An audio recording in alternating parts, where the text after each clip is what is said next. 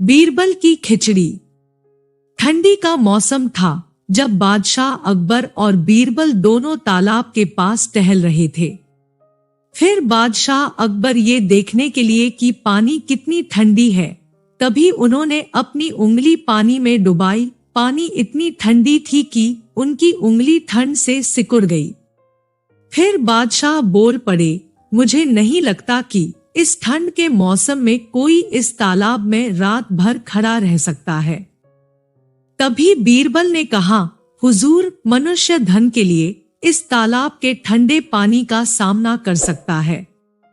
फिर बादशाह अपने दरबार में ये घोषणा करते हैं कि अगर कोई व्यक्ति रात भर तालाब के ठंडे पानी में खड़े रह सकता है तो उसे 1000 सोने के सिक्के उपहार के रूप में दिए जाएंगे। बहुत से लोगों ने प्रयास किए, लेकिन इस चुनौती को पार करना उनके लिए बहुत मुश्किल था।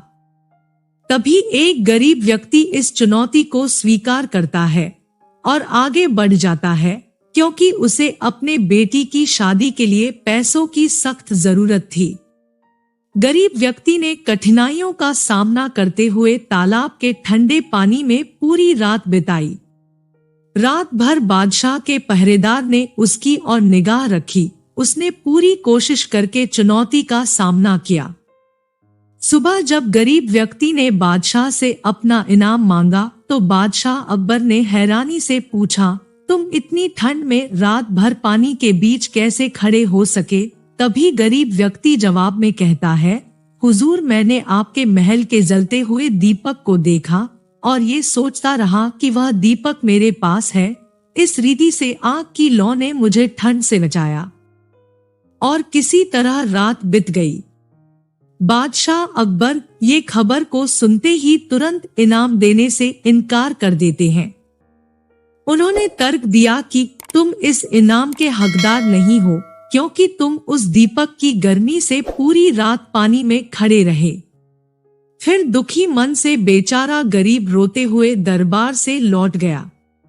बीरबल ने यह देखा और उसे बहुत दुख हुआ, क्योंकि उन्हें पता था कि उस गरीब व्यक्ति के साथ बहुत अन्याय हुआ है। तभी उन्होंने फैसला किया कि गरीब व्यक्ति को उसका हक दिलाने के लिए कदम उठाया जाए। जब अगले दिन बादशाह अकबर ने देखा कि बीरबल दरबार में मौजूद नहीं है, तो उन्होंने बीरबल के घर एक सिपाही भेज दिया। सिपाही बादशाह का संदेश लेकर बीरबल के पास पहुंचा, तो बीरबल ने जवाब दिया कि जब तक उसकी खिचड़ी नहीं पक जाती तब तक वह दरबार में नहीं आएगा। बादशाह अकबर ने बहुत देर तक इंतजार किया और जब उन्हें रहना मुश्किल हो गया तो खुद ही बीरबल के घर चल दिए। बादशाह अकबर ने आश्चर्यचकित होकर देखा कि बीरबल ने खिचड़ी के बर्तन को आग से काफी दूर ऊंचाई पर लटका दिया है।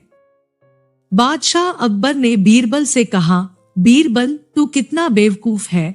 खिचड़ी के बर्तन को इतनी ऊंचाई पर बांधने से आग की आंच उसे कैसे पहुंचेगी और खिचड़ी कैसे पकेगी? बीरबल ने कहा, हुजूर, खिचड़ी बिल्कुल पक जाएगी, आपको सब्र रखना होगा। ऐसे ही रात के 2 बज गए और बादशाह अकबर अब क्रोध से भर गए थे और गुस्से से बोले, बीरबल, तुम मेरा मजाक उड़ा रहे हो?